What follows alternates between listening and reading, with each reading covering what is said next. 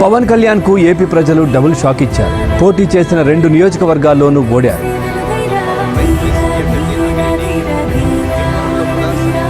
పరిస్థితుల వల్ల సరికొత్త సమీకరణాల వల్ల జనసేన పార్టీ 2019లో